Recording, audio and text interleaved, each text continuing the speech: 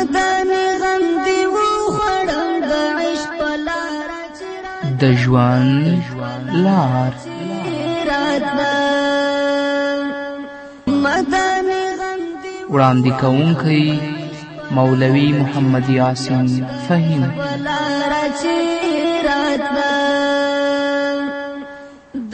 د ژوند لار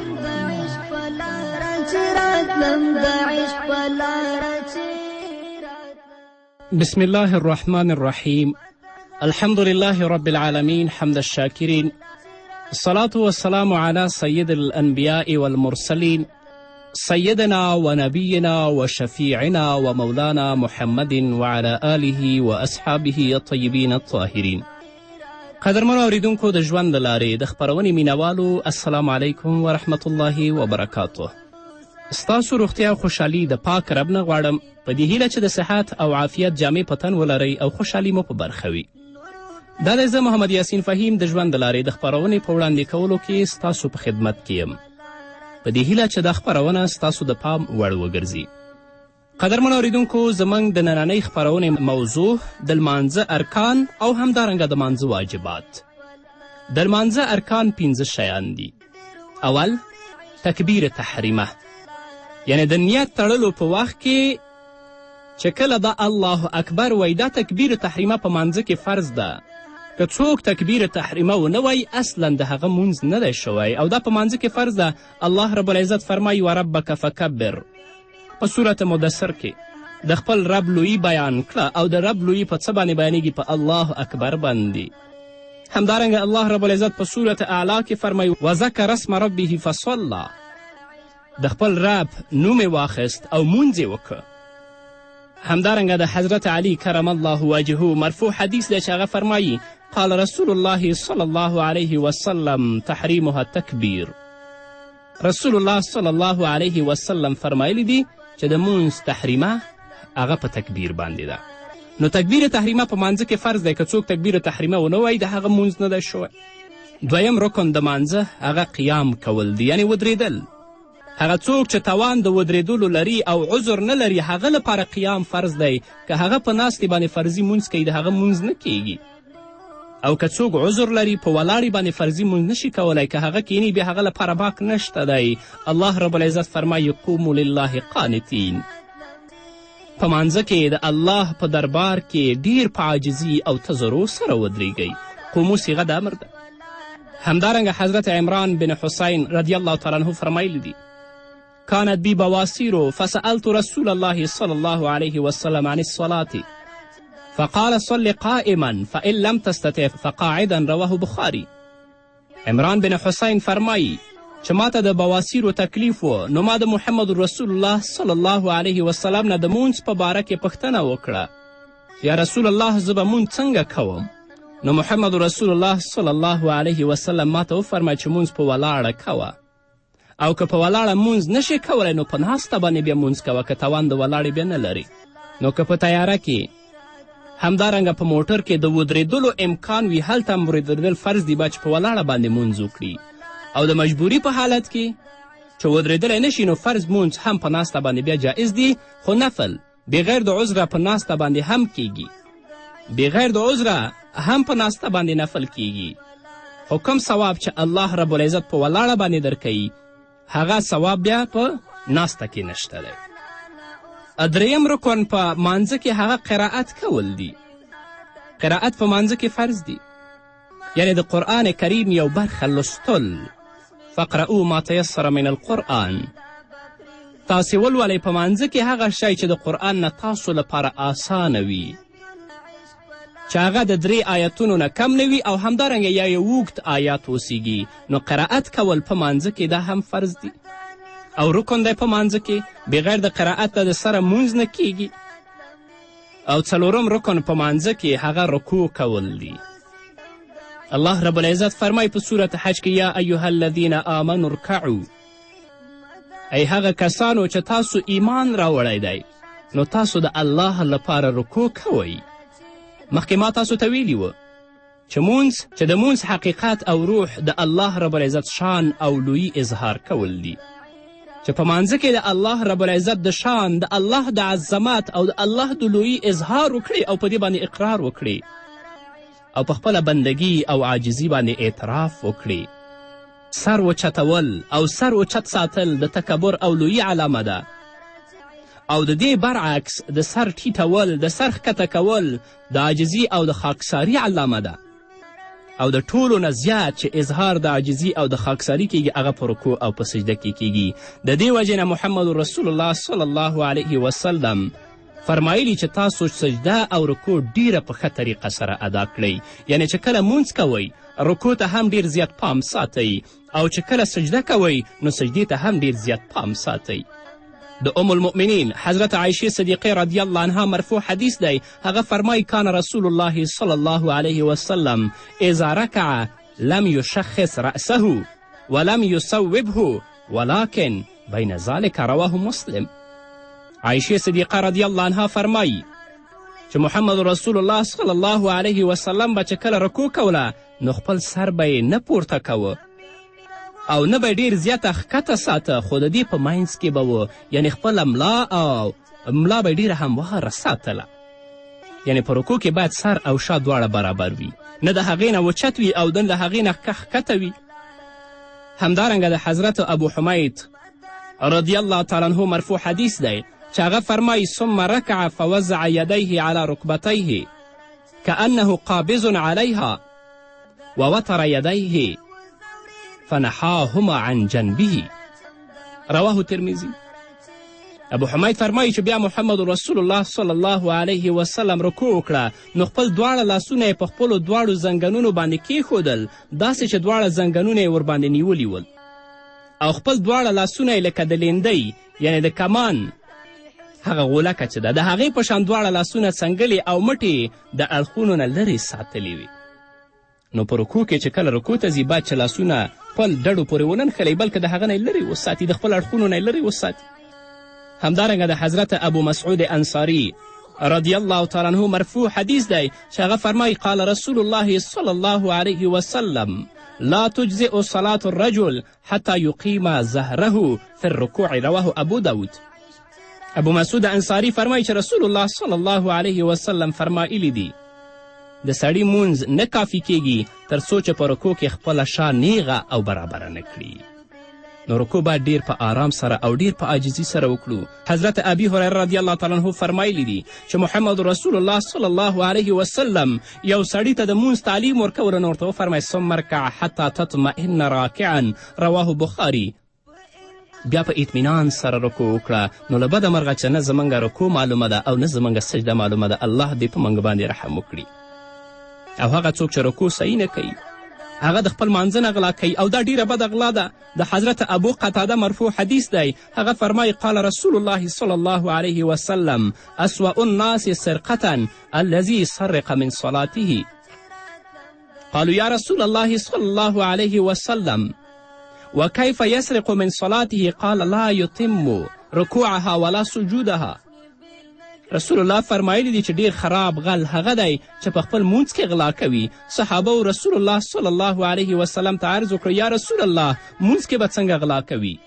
رسول الله صلی الله علیه وسلم ورته وفرمیل چې څوک د مانځه رکوع او سجده پوره نه کوي هغه د مانځه غل دی. نو باید چې رکوع په مانځه کې رکن دی ډیر په صحیح طریقې سره او ډیر په اطمینان سره رکوع ادا شي.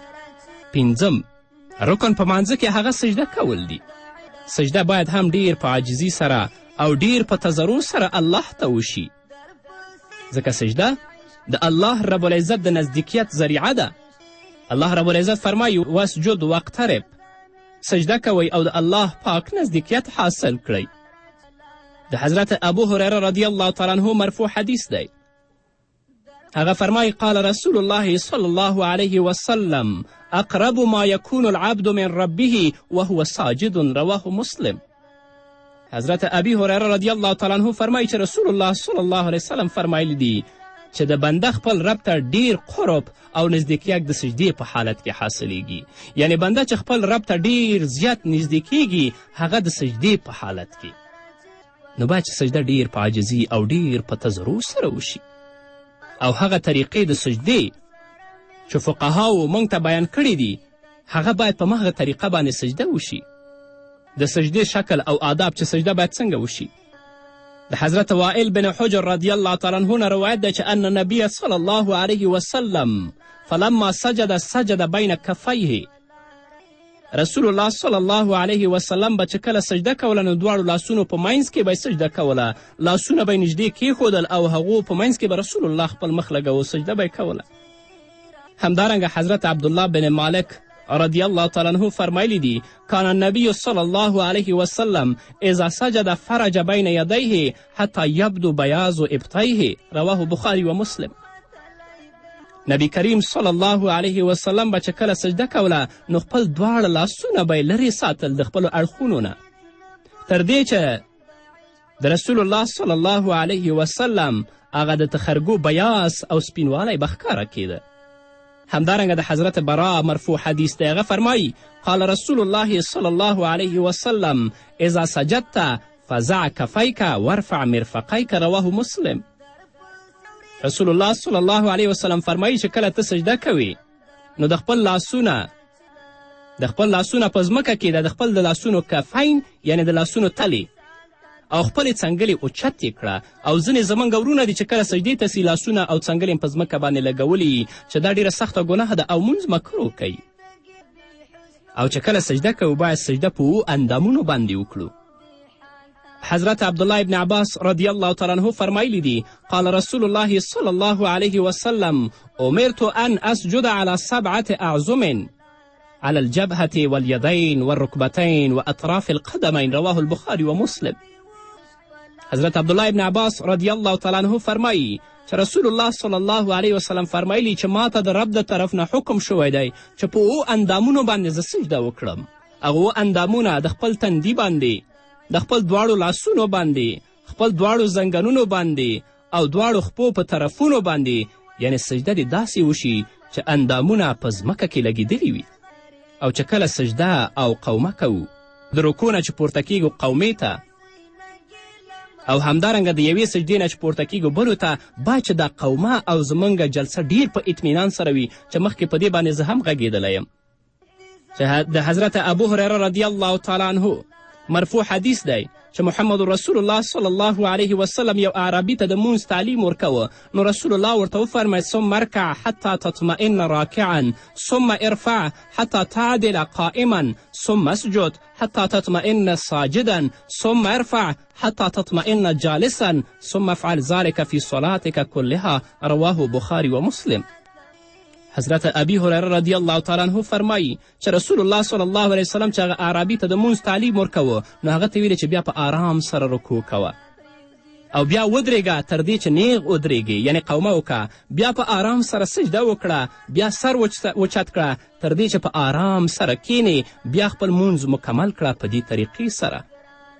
او اووم هغه څیز چې په مانځه کې هغه رکن دی هغه قاعده کې د تشهد پورې کیناستل دي، یعنی آخره قاعده خپله فرض ده خو تشهد لوستل په هغه کې واجب دي. او په مانځه کې دواړه سجدې فرض دي، که څوک یوه سجده وکړي نو د هغه مونځ فاسدیږي. اوس د ښځې د سجدې طریقه به بیان کړو وروسته د دمې نه.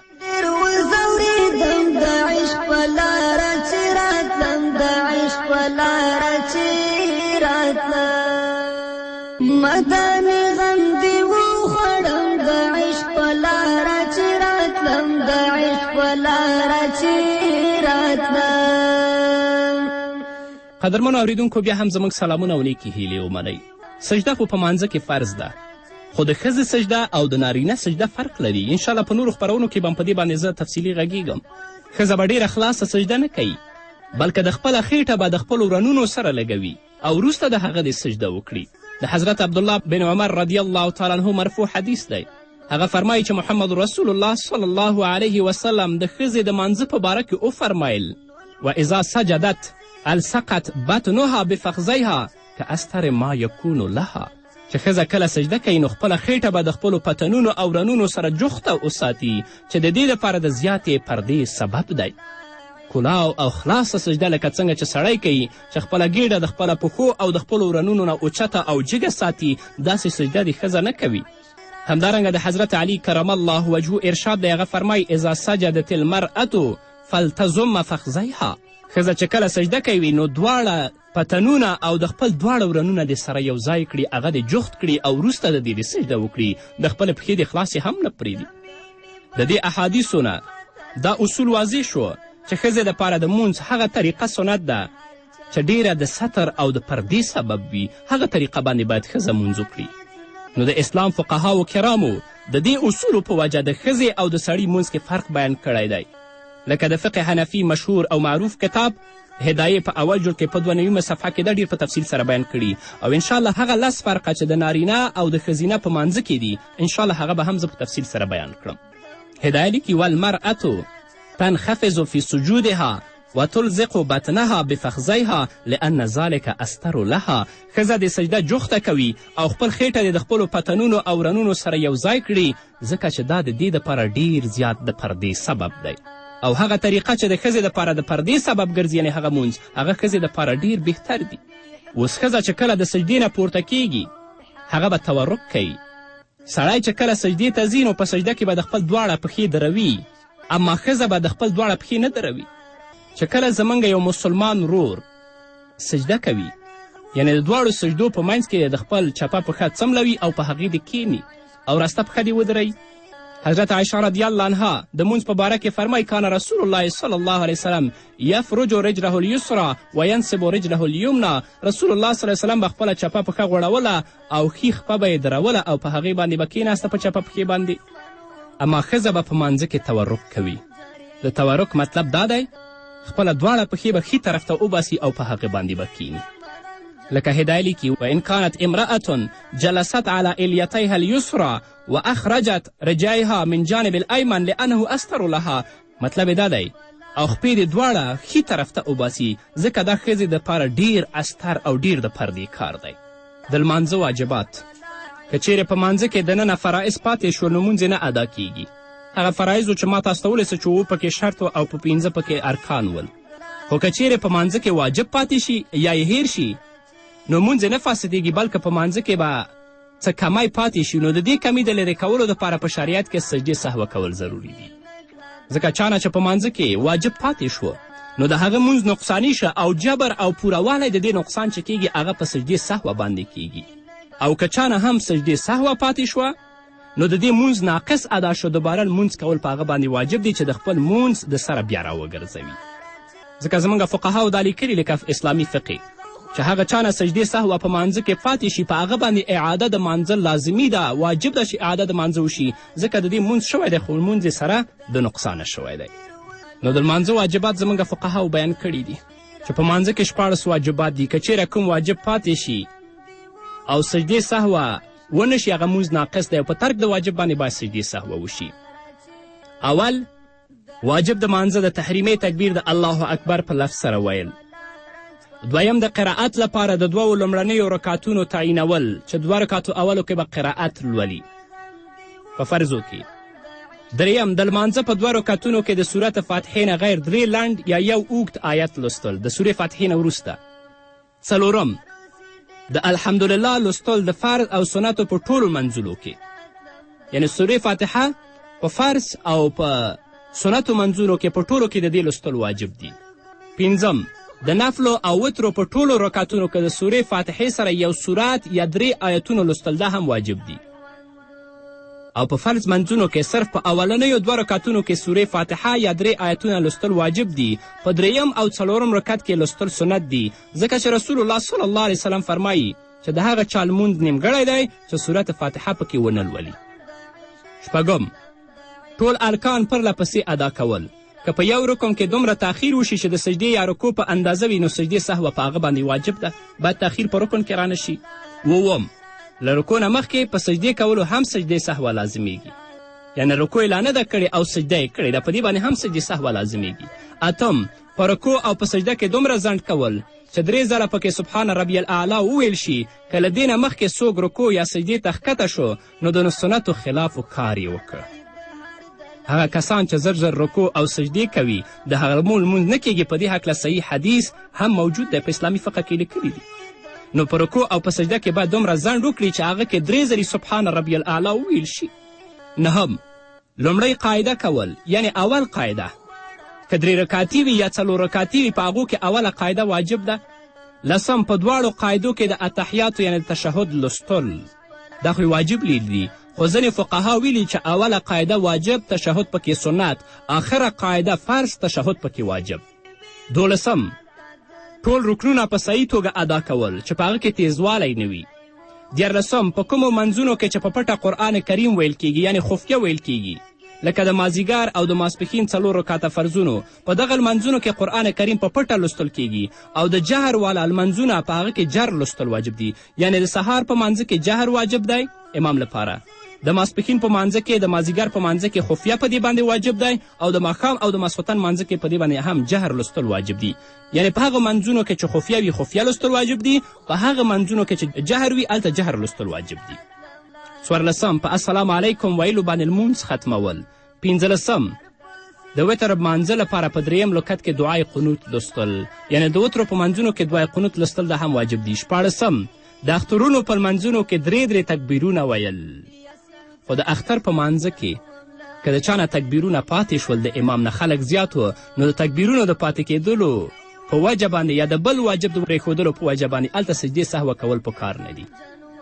نو که د دغه واجباتو څخه د چا نه یو واجب هیر شي یا ترې پاتې شه، نو په دې صورت کې په دې باندې سجدې سهوه لازم ده. نو قدرمن اوریدونکو په بلې خپرونې کې به انشاءالله د سجدې سهوې په باره کې څو لنډې مسلې تاسو ته وړاندې شي. دا وه زموږ نننۍ خپرونه چې ستاسو درانه حضور ته وړاندې شوه. تر بلې خپرونې پورې تاسو ټول په پاک رب سپارم. پاتې ژوند او پاتې ورځم نیکمرغه. الله مو مل شي. در پسې ډېر وځورېدم د عشق په لاره چې راتلم، د عشق په لاره چې راتلم.